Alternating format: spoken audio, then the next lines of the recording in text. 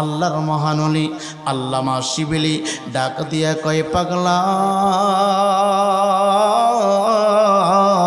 খানাই কাবার পাশে যত মানুষ প্রত্যেকের চেহারাটা একরকম আর তোমার চেহারাটা ভিন্ন রকম প্রত্যেকের চেহারা একরকম তোমার চেহারার সুরটা ভিন্ন রকম তোমার চেহারার সৌন্দর্য জানি কেমন কেমন লাগে রে তোমার চেহারার দিকে আমি যতবার তাকাই তত আমার মায়া লেগে যায় তোমার পোশাকগুলি এলোমেলো তুমি যে মাথার ভিতরে টুপিটা পরিধান করলা মাঝখান দিয়ে আমি কয়েকটা ফুটা দেখেছি মাঝে মাঝে তুমি টুপিটা লাগাও আবার মাঝে মাঝে মাথা থেকে টুপিটা তুমি খুলে ফেলো কারণটা কি বিষয়টা কি পাগলা ডাক দেখো হুজুর গো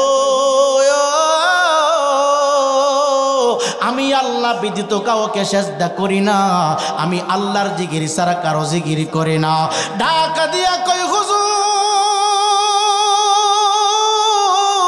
আমি খানাই কাবার চতুর্পাশে ঘুরি আমি আল্লাহর জিকির করি না গো আমি মাগরিবের নামাজ আদায় করলাম মাগরিবের নামাজের পরে আমি অন্য দোয়া পড়ি না গো আমি মাওলার জিকির করলাম না আমি এশার নামাজ আদায় করলাম এশার নামাজের পর মাওলার জিকির করলাম না আমি ফজরের নামাজ পড়লাম ফজরের নামাজ পর মাওলার জিকির করলাম না ডাক কই কেন রে সবাই আল্লাহর জিকির করে তুমি মাওলার জিকির করলা না কেন ডাক কই হুজুর আপনি কি কোরআনের আয়াত পড়েন নাই আমার আল্লাহ যে বলেছি ইন্নাল্লাহা ওয়া মালাইকাতাহু ইউসাল্লুনা আলান নবী ইয়া আইয়ুহাল্লাযীনা আমানু সাল্লু আলাইহি ওয়া সাল্লিমু তাসলিমা ডাক দে বলে আল্লাহর মহানলি আপনার চুলগুলি অনেক লম্বা দেখা যায় দাড়িগুলো কুকুরানো দেখা যায় আপনার চেহারাটা অনেক সুন্দর দেখা যায় আপনার চেহারা তো ভিন্ন মানুষের চাইতে আলাদা আপনার বাড়ি কোথায় আপনার ঠিকানা কোথায় পাগলা ডাক দেয় কয় আমার ঠিকানা অনেক দূরে কয় কত দূরে কয় বহু দূরে আপনি আমার দিকে নজর দিলেন কেন আমার দিকে আপনি খেয়াল করলেন কেন আমার পিছু পিছু আপনি হাঁটেন কেন ডাক দেয় বলল পাগলা রে আজকে একদিন না দুই দিন না তিন দিন না একাধারে 7টা দিন পর্যন্ত আমি তোমার পিছনে সময় ব্যয় করলাম শুধু একটা রহস্য জানার জন্য তুমি সমস্ত জিকির বাদ দিয়া গুনগুন করে তুমি কার নামের জিকির করো ডাক দিয়া কই হুজুর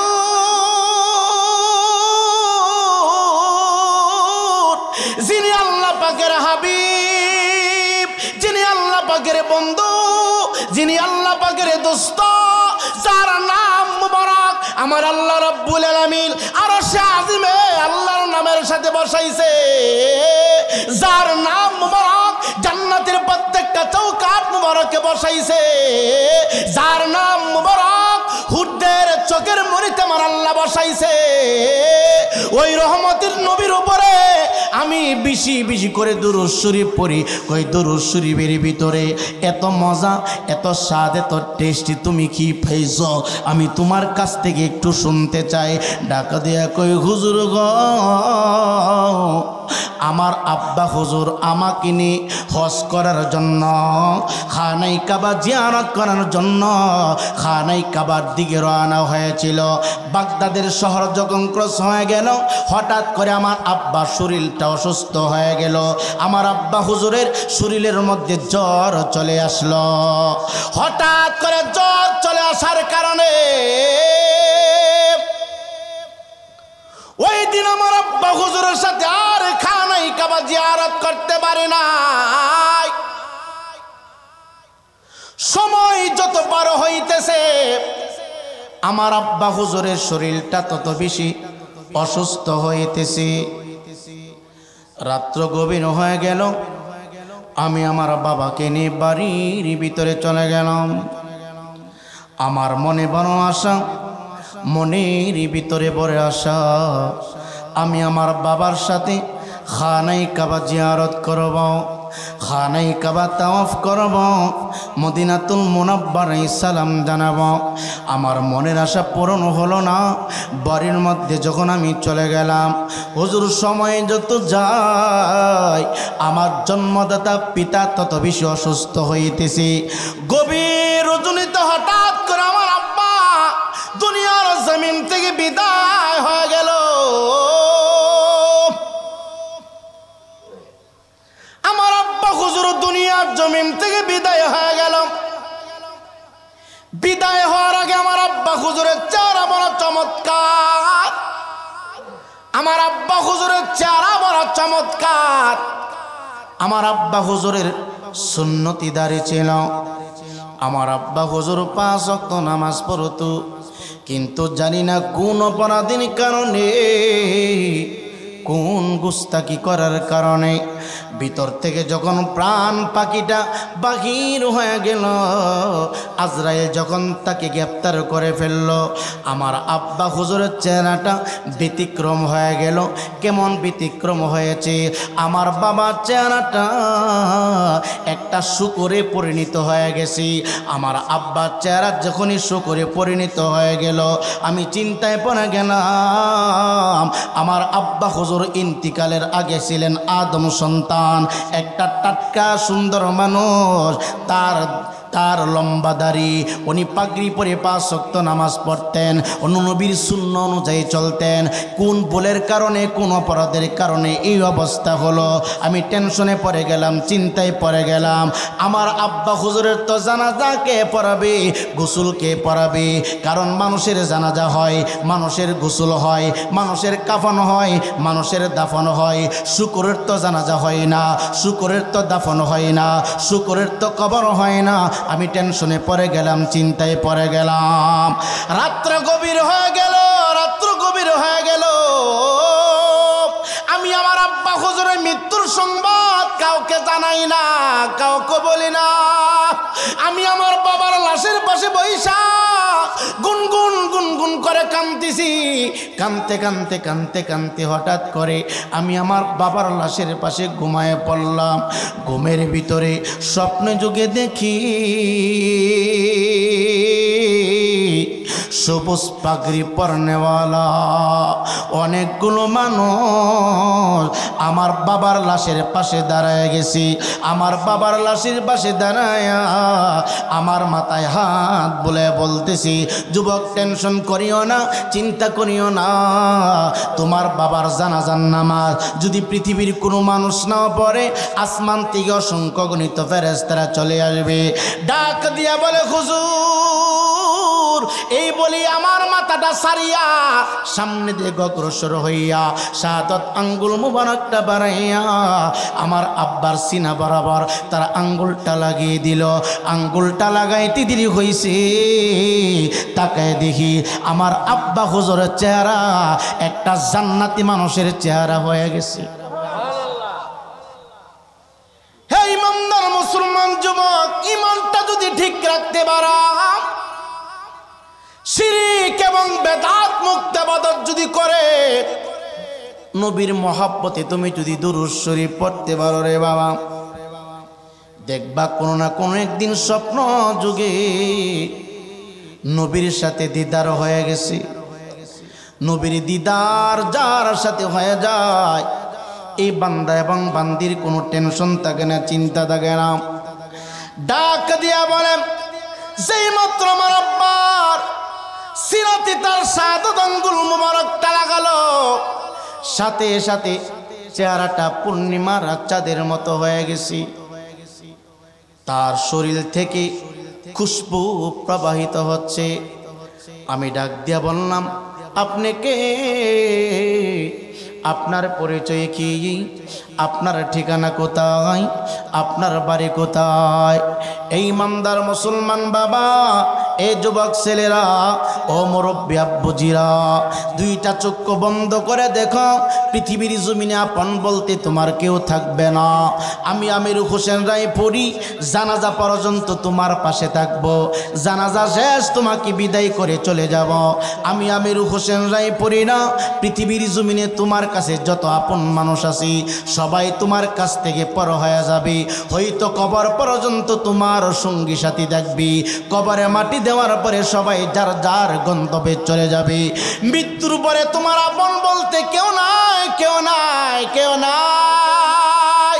যুবক ডাক দেয় কই হুজুর আপনি কে?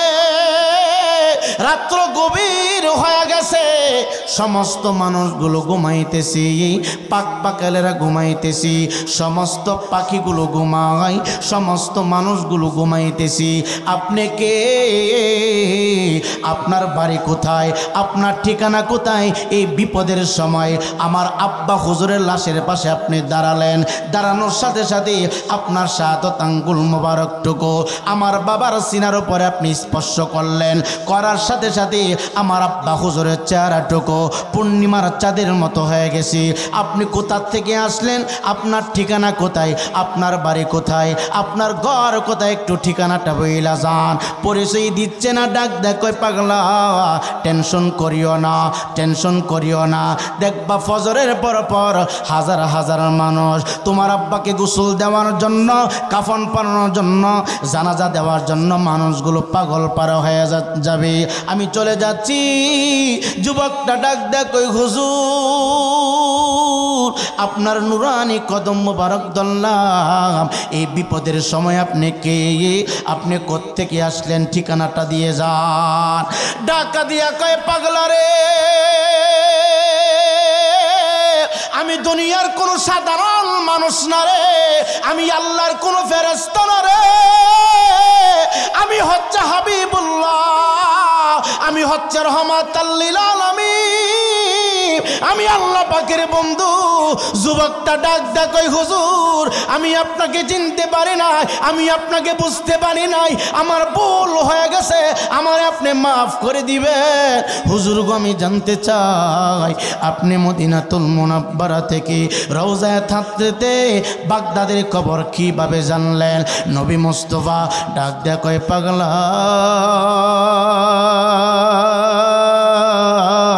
তোমার আব্বা প্রতিদিন এশার নামাজ আদায় করে, আমি নবীর মহাব্বতে অনেক মানুষ এশার নামাজ পইরা ঘুমায়া যায় না রে না বাবা, ঘুমাইবেন না। যদি পারেন এশার নামাজ আদায় করিয়া সূরাতুল ওয়াকিয়াটা তেলাওয়াত করবেন, সূরা ইয়াসিনটা তেলাওয়াত করবেন, কমপক্ষে 10 বার দুরূদ শরীফ পড়বেন, তারপরে আপনি ঘুম যাবেন রে বাবা। নবী কামলেওয়ালা ডাক দেয় যুবক তুমি শুনো, তোমার আব্বা প্রতিদিন এশার নামাজ আদায় করত, এশার নামাজ আদায় করার পরে সমস্ত মানুষগুলো ঘুমাইতো, তোমার আব্বা ঘুমাইতো না। তোমার আব্বা এশার নামাজের পরে আমি নবীর মহাব্বতে গো 300 বার দুরূদ শরীফ আদায় করত। ওই দুরূদ শরীফের আওয়াজ ফেরেশতারা আমি নবীর রওজা মুবারকে পৌঁছাইতো। চিৎকার দেখি আল্লাহু আকবার বলা যাবে না। এ যুবক পৃথিবীর যেই কোনো প্রান্তে বসে দুরূদ শরীফ পড়েন, মহব্বত অনুযায়ী কাজ কারবার হয়, ফেরেশতারা আপনার দুরূদ নবীর রওজা মুবারক পর্যন্ত পৌঁছায়। আপনার কণ্ঠের আওয়াজ দুরূদের আওয়াজ ফেরেশতারা নবীর রওজা মুবারক পর্যন্ত পৌঁছায়। আপনার বাবার নাম বলা হয়, আপনার নামটা বলা হয়, আপনার দাদার নামটা বলা হয়, অমুকের ছেলে অমুক আপনি নবীর মহব্বতে দুরূদ শরীফ পাঠাইছি, আমার নবী বড় খুশি, আমার নবী বড় আনন্দিত। যুবক ভাই শুধু জবান দিয়ে মহব্বত করলে চলবে না, প্রকৃতপক্ষে অন্তর থেকে আমার নবীকে ভালোবাসতে হবে, মহব্বত করতে হবে। নবী আমার ডাক ডাকাই তোমার বাবা প্রতিদিন আসার নামাজের পরে 300 বার দুরূদ শরীফ আদায় করত। ওই 300 বার দুরূদ শরীফ প্যাকেট বানাইয়া ফেরেশতারা হাদিয়া স্বরূপ আমি নবীর রওজা মুবারকে নিয়ে আসত। আজকে আসার নামাজের সময় শেষ, সময় পার হয়ে গেল রে, রাত্র গভীর হয়ে গেল। তোমার আব্বার দুরূদ যে ফেরেশতারা আমি নবীর রওজাতে নিয়ে আসতো, ওই ফেরেশতা আমি নবীর রওজাতে আজকে আর আসে না। আমি জিজ্ঞাসা করলাম, ও ফেরেশতা, বাগদাদের জমিনে আমার পাগলা উম্মতের দুরূদ শরীফ কোথায়? ফেরেশতারা ডাক ডাক কয়, হুজুর আপনার পাগলা উম্মত মাগরিবের নামাজের পরে পরে দুনিয়ার জমিন থেকে বিদায় হয়ে গেছে। এমন অবস্থা হয়েছে, সমস্ত বর্ণনা ফেরেশতা আমাকে শোনাইলেন। যেই মাত্র ফেরেশতা আমাকে শোনাইল, আমি নবীজির রওজা মুবারক আর থাকতে পারলাম না। আমি নবীজির রওজা মুবারক থেকে রে তোমার আব্বার পাশে আমি দাঁড়ায় গেলাম। চিৎকার দেখি আল্লাহু আকবার বলা যাবে না। যুবক ভাইয়ের জন্য বলি, পাগলামি কইরা না। সমস্ত ফতোয়া দলাদলি বন্ধ করে দাও, অফ করে দাও। নবী আমার ডাক ডাকে, যুবক তোমার আব্বার হাদিয়া স্বরূপ ধরে আজকে ফেরেশতা নিয়ে আসিল। আমি জিজ্ঞাসা করলাম, জিজ্ঞাসা করে ফেরেশতারা বলল তোমার বাবা ইন্তিকাল করেছে। আমি নবী চলে আসলাম। এখন টেনশন করা লাগবে না, চিন্তা করা লাগবে না। সকাল হতে না হতেই দেখবা তোমার আব্বার জানাজার ব্যবস্থা হয়ে গেছি, গোসলের ব্যবস্থা হয়ে গেছি, কাফন দাফনের ব্যবস্থা হয়ে গেছি। তোমার কোনো টেনশন করা লাগবে না, তোমার কোনো চিন্তা করা লাগবে না। যুবকটা ডাক দেয়, কই হুজুর আমার আব্বার ইন্তিকালের পর থেকে আমি যখন বুঝতে পারলাম দুরূদ শরীফ বেশি পড়লে নবী রওজা মুবারক থেকে তার আশেকের কাছে চলে আসি, ওই দিন থেকে আমি বেশি করে নবীর মহব্বতে দুরূদ শরীফ পড়ি। চিল্লা কি আল্লাহু আকবার বলা যাবে না? এই জন্য অনুরোধ কইরা বলি, মহব্বতে বেশি দুরূদ শরীফ পড়বা। একবার দুরূদ পড়লে 10টা গুনাহ আমার আল্লাহ রাব্বুল আলামিন মাফ করে দেন। একবার দুরূদ শরীফ পড়লে 10টা রহমতের দোয়া তোমার জন্য খুলে দেওয়া হয়। একবার দুরূদ শরীফ পড়লে 10টা আযাবের দরজা বন্ধ করে দেওয়া হয়। এই জন্য বেশি করে দুরূদ শরীফ পড়বা, বেশি করে দুরূদ শরীফ পড়বা। আবু বকর সিদ্দিক ডাক দিয়া কই, নবীজি হাসর ময়দানে কেউ কাউকে পরিচয় দিবে না, কেউ কাউকে চিনবে না। সমস্ত মানুষগুলো আলাদা হয়ে যাবে, সমস্ত মানুষগুলো আলাদা হয়ে যাবে, সমস্ত মানুষগুলো যার যার চিন্তায়। ওই সময় আমি আবু বকর আপনাকে পাবনি। ওই সময় আপনার কোন উম্মতগুলি আপনার বেশি কাছাকাছি থাকবে। নবী আমার ডাক দেখায়, আবু বকর রে, দুনিয়ার জমিনে যারা আমলের পাশাপাশি আমি নবীর মহব্বতে বেশি করে দুরূদ শরীফ পড়ল, ওই উম্মতটা আমি নবীর কাছাকাছি থাকবে। ওই উম্মতের চেহারাটা আমি চিনতে পারবো, ওই উম্মতের চেহারাটা আমি বুঝতে পারবো। এই জন্য অনুরোধ কইরা বলি, সমস্ত ফতোয়া তুমি বন্ধ করে দাও। সমস্ত ফতোয়া বন্ধ করে দিয়ে যদি পারো 5 ওয়াক্ত নামাজের পাশাপাশি যত বেশি পারো দুরূদ শরীফ পড়বা, যত বেশি পারো দুরূদ শরীফ পড়বা। একটু আওয়াজ দিয়ে বলেন না, দুরূদ শরীফ পড়লে রহমত নাজিল করবে কি আল্লাহ? জোরে বলেন নাকি? মানুষের জিন্দেগি যখন শেষ হয়ে যাবে, হায়াত যখন ফুরায় যাবে, নবী আমার মসজিদে নববীর ভিতরে বসা, হঠাৎ করে আমার নবী তাকায় দেখলেন হযরতে জিবরাইল আলাইহিস সালাতু ওয়াস সালাম নবীর দরবারে শুভ আগমন করলেন। জিবরাইল আইসা ডাক দিয়া কই নবী গো এতদিন পর্যন্ত ভিন্ন ভিন্ন সুসংবাদ নিয়ে এসেছি, আজকে আপনার উম্মতের ভালোর জন্য সুসংবাদ নিয়ে এসেছি। নবী কামলেওয়ালা ডাক ডাক কই কি সুসংবাদ নিয়ে এসেছ? এই পৃথিবীতে কোনো মানুষ থাকবে না, সবাই বিদায় হয়ে যাবে, সবাই চলে যাবে, আপনার উম্মত কেউ থাকবে না, সবাই চলে যাবে। আপনার যারা আশেক হবে, আপনাকে যারা মহব্বত করবে, আমার আল্লাহর ভালোবাসা নিয়ে যারা জমিনের উপরে সেজদা করার পরে আপনার মহব্বতে আপনার উপরে যারা সালাম প্রেরণ করবে, দুরূদ শরীফ পাঠ করবে, তাদের জন্য আমি সুসংবাদ নিয়ে এসেছি। জিবরাইল ডাক ডাক কই হুজুর আজরাইল আলাইহিস সালাতু ওয়াস সালাম যখন আপনার কোন উম্মতের আত্মাটা বাহির করবে গো নবীজি, এত যন্ত্রণা হবে, এত কষ্ট হবে। একটা গলা কাটা মুরগি যেইভাবে ছটফট করে রে বাবা, আজরাইল আলাইহিস সালাতু ওয়াস সালাম যখন তোমার আমার দেহ থেকে আত্মাটা বাহির করবে তার চাইতে বেশি ছটফট করবে। জিবরাইল ডাক ডাক কই হুজুর ইয়া রাসূলুল্লাহ ইয়া হাবিবাল্লাহ মায়ার নবী গো, আপনার উম্মতের জন্য সুসংবাদ। আমি একা আসিনি, আমি একা আসি না, আপনি তাকায়া দেখেন আসমানের দিকে। নবী আমার তাকায়া দেখে হযরতে জিবরাইল আমিনের সাথে হযরতে মিকাইল আলাইহিস সালাতু ওয়াস সালাম হাজির হয়েছে। হযরতে মিকাইলের সাথে হযরতে ইসরাফিল আলাইহিস সালাতু ওয়াস সালাম হাজির হয়েছেন। হযরতে ইসরাফিলের সাথে আজরাইল আলাইহিস সালাতু ওয়াস সালাম হাজির হয়েছেন। চারজন বড় বড় ফেরেশতা নবীর দরবারে হাজির হয়েছে। আমার নবীজি মসজিদের মিম্বারের উপরে বসা, সমস্ত সাহাবায়ে কেরাম নবীর চেহারা মোবারকের দিকে তাকায় আছে। আমার নবী আশ্চর্য হয়ে গেলেন, ব্যাপার কি, বিষয় কি? চারজন ফেরেশতা একে একে আমি নবীর দরবারে কেন হঠাৎ করে আগমন করলো? জিবরাইল সালাম দিলেন, ইসরাফিল সালাম দিলেন, মিকাইল সালাম দিলেন, আজরাইল আলাইহিস সালাতু ওয়াস সালাম ডাক দিয়া কই নবী গো,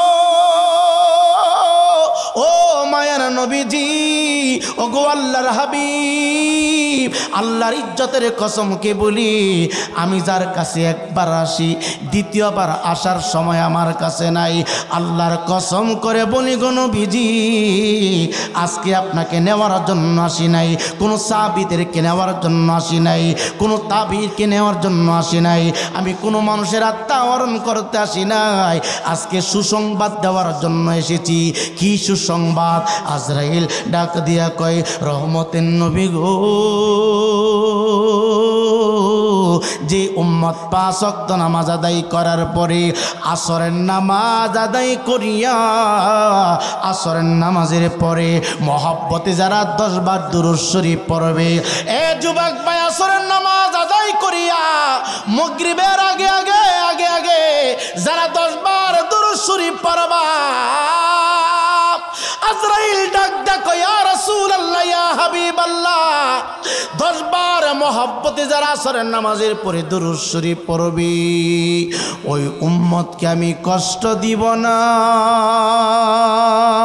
ওই উম্মতকে আমি যন্ত্রণা দিব না, ওই উম্মত এমনভাবে ঘুমাবে একটা শিশু বাচ্চা মায়ের স্তনের দুধ পান করতে করতে যেইভাবে মায়ের কোলে ঘুমায়া যায়, আসরের নামাজের পরে মাগরিবের আগে আগে আপনার যেই উম্মত 10 বার দুরূদ শরীফ মহব্বতে পড়বে, আমি শিশু বাচ্চার মতো ঘুম পাড়াইয়া তার আত্মাটা ভিতর থেকে বাহির করব।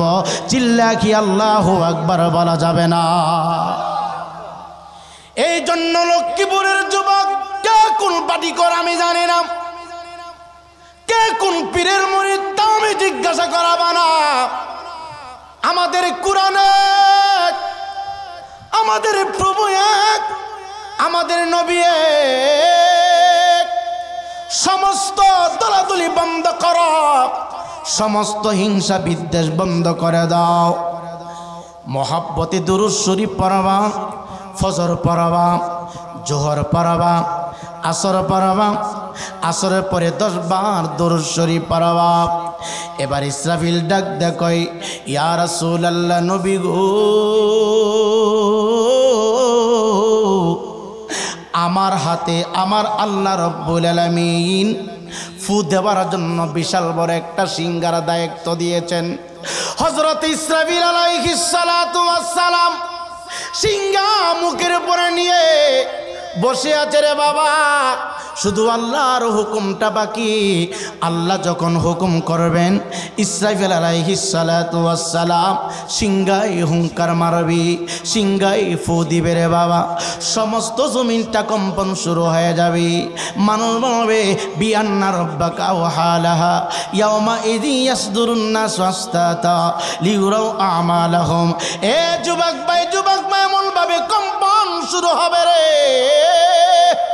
একজন আরেকজনকে বলবে এমন ভাবে কম্পন কেন শুরু হলো? ইসরাফিল আলাইহিস সালাতু ওয়াস সালাম সিংহায় হুঙ্কার মারবে, যেই মাত্র ফু দিবে রে সমস্ত মানুষগুলো জমিনের নিচ থেকে বাকির হয়ে যাবে। ইসরাফিল আলাইহিস সালাতু ওয়াস সালাম ডাক দিয়া কয়, নবী গো আপনার ওই উম্মতের জন্য আমি সুসংবাদ দিতেছি। কোন উম্মত? যারা 5 ওয়াক্ত নামাজের পরে কিছু সময় আপনার মহব্বতে দুরূদ শরীফ প্রেরণ করে, 5 ওয়াক্ত নামাজের পাশাপাশি আপনার মহব্বতে কিছু সময় দুরূদ শরীফ পাঠ করে, আপনার মহব্বতে সালাম প্রেরণ করে, ওই উম্মতগুলিকে যখন হাসর ময়দানে কেউ চিনবে না, বুঝবে না, জানবে না, আমি ইসরাফিল আলাইহিস সালাতু ওয়াস সালাম ওই উম্মতগুলোকে আপনার কাছাকাছি আমি হাজির করে দিব। চিৎকার দেখি আল্লাহু আকবার বলা যাবে না? এ যুবক মায়ের জন্য বলি, নবীর মহব্বতে দুরূদ পড়বা, নবীর ভালোবাসা নিয়ে সালাম দিবা। এইভাবে জিবরাইল, এইভাবে ইসরাফিল, এইভাবে আজরাইল সমস্ত ফেরেশতারা সুসংবাদ দিলেন। হযরত জিবরাইল আলাইহিস সালাতু ওয়াস সালাম ডাক দিয়া কয়, নবী গো সমস্ত হিসাবের পরে হে যুবক ভাই আমাদের সামনে একটা ঘাট থাকবে, ফুলসিরাতের ঘাট রে বাবা। সমস্ত মানুষগুলো ফুলসিরাতের ঘাটটা পার হতে হবে। ফুলসিরাতের ঘাটটা ভৈরব মেঘনা নদীর মতো না রে বাবা, পদ্মা মেঘনা যমুনার মতো না, বঙ্গোপসাগরের মতো না, মহাসাগরের মতো না, উপসাগরের মতো না রে বাবা। এমন একটা ঘাট আমাদেরকে পাড়ি দিতে হবে রে বাবা। 30,000 বছরের রাস্তা,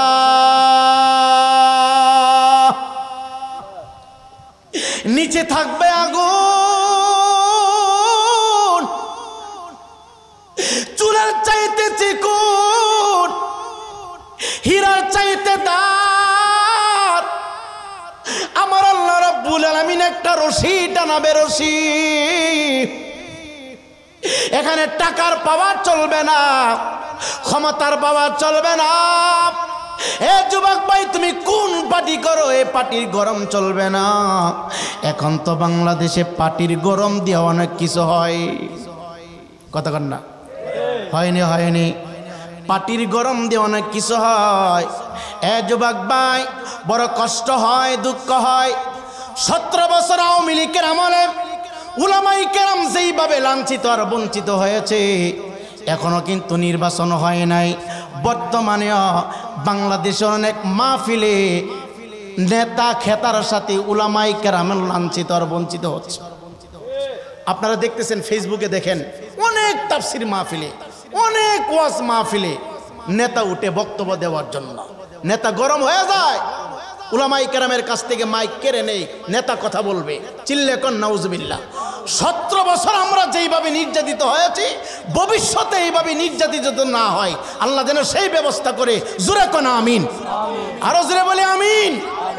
ওই জায়গার ভিতরে ক্ষমতা চলবে না, ওই জায়গার ভিতরে বাহাদুরি চলবে না, ওই জায়গার ভিতরে টাকার পাওয়ার চলবে না, ওই জায়গার ভিতরে ক্ষমতার ডাবত চলবে না, ওই জায়গার ভিতরে শুধু ইমানের পাওয়ার চলবে।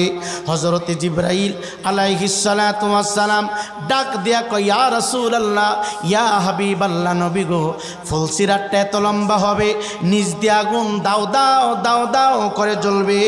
হীরার চাইতে দাঁত, চুলের চাইতে চিকন একটা রশি আমার আল্লাহ রব্বুল আলামিন টানাবেন। এ যুবক ভাই, উলঙ্গ অবস্থায় ওই রশির উপরে তোমাকে উঠতে হবে। এ যুবক ভাই রে, আমি রায়পুরের গায়ের ভিতরে কোনো জুব্বা থাকবে না, আমার পরনে কোনো লুঙ্গি থাকবে না, আমার পরনে কোনো পায়জামা থাকবে না, তোমার গায়ে জুব্বা থাকবে না, তোমার গায়ের ভিতরে শার্ট প্যান্ট কোনো কিছু থাকবে না। তুমি উলঙ্গ অবস্থায় ফুলসিরাতের ঘাটের সামনে তুমি দাঁড়ায় থাকবা। তাকায় দেখবা তোমার মা দাঁড়ানো, তাকায় দেখবা তোমার বাবা দাঁড়ানো, তাকায় দেখবা তোমার বাবা দাঁড়ানো, তাকায় দেখবা তোমার আত্মীয় স্বজন দাঁড়ানো। সবাই তোমাকে দেখে চেহারাটা ঘুরায় ফেলবে, মুখটা ঘুরায় ফেলবে। ওই দিন কেউ তোমাকে পরিচয় দিবে না। সামনে তাকায় দেখবা নিচ থেকে আগুনের হুঙ্কার উপরের দিকে উঠতেছে। এটা দুনিয়ার সাধারণ আগুন না রে, দুনিয়ার চুলার আগুন। আমি রায়পুরের আঙ্গুলের ভিতরে যদি লেগে যায়, পানির ভিতরে যদি দিতে পারি, আমার আঙ্গুল থেকে আগুন চলে যাবে। আমার জুব্বার ভিতরে যদি আগুন লেগে যায়, আমি যদি পানি ঢালতে পারি, আগুন নিভে যাবে। আপনার ঘরের ভিতরে দুনিয়ার আগুন যদি লেগে যায়, পানি ঢাললে আগুন নিভে যাবে। কিন্তু জাহান্নামের আগুন এমন কঠিন, এমন কঠিন, সরিষার দানা পরিমাণ, সামান্য পরিমাণ এক জায়গায় লাগতে দেরি হবে, লাগতে দেরি হবে রে। সমস্ত দেহটা মোমের মতো গলে যাবে রে বাবা, সমস্ত দেহটা মোমের মতো গলে যাবে, সমস্ত দেহটা মোমের মতো গলে যাবে, কলিজা পর্যন্ত বোনা হয়ে যাবে। এমন কঠিন আগুন ফুলসিরাতের নদীর তল থেকে উপরের দিকে দাও দাও করে জ্বলতেছে রে বাবা। আগুনের উপরে রশিটা টানানো হবে রে বাবা, ওই রশির উপর দিয়া তোমাকে পার হতে হবে। এই জন্য অনুরোধ কইরা বলি, এই ইমানদার মুসলমান যুবক, আর কত পাগলামি করবা, আর কত ফজরের টাইমে তুমি ঘুমায় থাকবা, আর কত জোহরের টাইমে তুমি মসজিদের সামনে বইসা থাকবা, আসরের টাইমে আর কত খেলার মাঠে সময় নষ্ট করবা, মাগরিবের টাইমে আর কত তুমি সময় নষ্ট করবা, এশার টাইমে ফেসবুক টিপতে টিপতে তুমি সময় নষ্ট করো। উপায় নাই, উপায় নাই, উপায় নাই, উপায় নাই। যুবক ভাই, ইমান ছাড়া উপায় নাই, আমল ছাড়া উপায় নাই রে, আমল ছাড়া উপায় নাই। যুবক, তোমার দুইটা পায়া হাত দিয়া বইলা যায়। শুধু ওয়াজ মাহফিল শুনলে চলবে না, শুধু ওয়াজ মাহফিল সাজাইলে চলবে না, শুধু ওয়াজ মাহফিল আসলে চলবে না। 50,000 টাকা দিয়া বক্তা আমরা দামাত দেই, 1 লক্ষ টাকা দিয়ে আমরা বক্তা দামাত দেই, 1 লক্ষ টাকা দিয়া বক্তা দামাত দেয়। এটা ফরজ না, সুন্নত না, ওয়াজিব না, সুন্নতে মুআক্কাদা, সুন্নতে জায়েদা, কোনটার ভিতরে পড়ে না। বাৎসরিকভাবে একবার ওয়াজ মাহফিল যদি করেন সওয়াব হবে, না করলে কোনো জবাবদিহি করতে হবে না। আমি এখানে বুকে হাত দিয়ে বলতে পারি, এই জামাতে, এই প্যান্ডেলের নিচে আমরা যারা আছি, আমি সহ বলতে পারি, এখানে আমরা যারা আছি, আমি যদি বলি কে ফজরের নামাজ ছেড়ে দিয়েছেন, অনেক মানুষ দাঁড়াইতে বাধ্য। কে জোহরের নামাজ ছেড়ে দিয়েছেন, অনেক মানুষ দাঁড়াইতে বাধ্য। অনেক মানুষ আসরের নামাজ ছেড়ে দিয়েছে, অনেক মানুষ মাগরিবের নামাজ ছেড়ে দিয়েছে, অনেক মানুষ এশার নামাজ ছেড়ে দিয়ে মাহফিল শোনার জন্য চলে এসেছে। আল্লাহর কসম কইরা বলি, তুমি দুনিয়াতে মাহফিল যত বড় করো, আল্লাহ জিজ্ঞাসা করবে না তুমি মাহফিল করছো কি করছো না, এই জবাব আল্লাহ জিজ্ঞাসা করবে না। এ যুবক, তুমি কোন দিকে চলেছ, এই কথা জিজ্ঞাসা করবে না। আল্লাহর কসম করে বলি যুবক, ময়দানে হাসরে সর্বপ্রথম আল্লাহ রাব্বুল আলামিন সকল বান্দা বান্দির কাছ থেকে যে হিসাবটা নেবে, এটা আওয়ামী লীগের হিসাব না, বিএনপির হিসাব না, জামাতের হিসাব না, জাতীয় পার্টির হিসাব না। আল্লাহ রাব্বুল আলামিন সর্বপ্রথম যে হিসাবটা নেবে, এটা আমার নবীর হাদিস, আমি বলি না, আমার নবী বলে, আউয়ালু মা ইউহাসাবু বিহিল আবদু ইয়াউমাল কিয়ামাতিস সালাহ। এই লক্ষ্মীপুরবাসী, কে কোন গ্রাম থেকে আসছো আমি জানি না, কে তারা মিলাদ পড়ো, কে বৈশা পড়ো, এই কথা আজকে আমি জিজ্ঞাসা করব না। আমি শুধু বলবো ময়দানে হাসরে আল্লাহ রাব্বুল আলামিন সর্বপ্রথম আমি রায়পুরীকে জিজ্ঞাসা করবে, এ রায়পুরী বলতি ফজরের নামাজ পড়ছিলে কিনা, জোহরের নামাজ পড়ছত কিনা, আসরের নামাজ পড়ছত কিনা, মাগরিবের নামাজ পড়ছত কিনা, এশার নামাজ পড়ছত কিনা। আল্লাহ রাব্বুল আলামিন ডাক ডাকা হাবিব জানায় দেন, বন্ধু নবী জানায় দেন, সর্বপ্রথম আমি আমার বান্দা বান্দির কাছ থেকে 5 ওয়াক্ত নামাজের হিসাব আমি আল্লাহ আগে নিব। চিৎকার দেখি আল্লাহু আকবার বলা যাবে না। এই জন্য অনুরোধ কইরা বলি রে বাবা, কোনোভাবেই যেন নামাজ কাজা না হয়, কোনোভাবেই যেন জামাত কাজা না হয়। চা হোস্টেলে বসা, মসজিদে আজান, জামাত চলে যায়, তুমি জামাতে অংশগ্রহণ করলা না। অনেক যুবক ছেলেরা আসরের টাইমে টিকিট খেলে মসজিদে আজান হয়, মসজিদে অংশগ্রহণ করে না। অনেক যুবক ছেলেরা মাগরিবের টাইমে চা হোস্টেলে বসা, হাতের মধ্যে ফেসবুক চালাইয়া বিভিন্ন বেহাপনা দেখে মসজিদে জামাত হয়, হাজির হয় না। যুবক বেঁচে গেলা আল্লাহ রহমান। আল্লাহ যদি রহমান না হইতো রে, আসমান থেকে তোমার উপরে গজব নাজিল করত। এ যুবক, তুমি এই চেহারাটা নিয়ে কেমনে তুমি আল্লাহ পাকের সামনে দাঁড়াবে, কেমনে তুমি আল্লাহর কুদরতি চেহারার সামনে দাঁড়াবে? তুমি তো নামাজ ছেড়ে দিয়েছ, তুমি তো দাড়িটা খাটো করেছ, দাড়িতে অস্ত্র চালিয়েছ, তো তোমার চলাফেরা নবীর সুন্নাহ বিরোধী। তুমি কিভাবে আল্লাহর আদালতের সামনে দাঁড়াবে? উপায় নাই, উপায় নাই, উপায় নাই, উপায় নাই। এই জন্য অনুরোধ কইরা বলি, নিজের আমলটা নিজে তুমি ঠিক করো। পকেটের টাকা থাকলে বাজার থেকে যা ইচ্ছা তা কিনা যায়, পকেটের টাকা যদি না থাকে যা ইচ্ছা তা কিনা যায় না। তেমনিভাবে আমল যার ভালো, ইমান তত মজবুত হবে রে বাবা। অনুরোধ কইরা দিয়া যায়। আমার উস্তাদ মহোদয় নামাজের প্রতি তাগিদ দিয়েছে, আমিও বলে যাই, দুইটা পায়ে হাত দিয়ে বলে যায়, যারা যেভাবে আছো, যেইখানে আছো, যেই দরবারে আছো, আজান যখন শুরু হয়ে যাবে সবাই সারিবদ্ধ হইয়া এক কাতারে দাঁড়ায় নামাজ পড়বা। একটু আওয়াজ দিয়ে বলেন, নামাজ পড়া হুকুমটা কার? জোরে বলেন কার?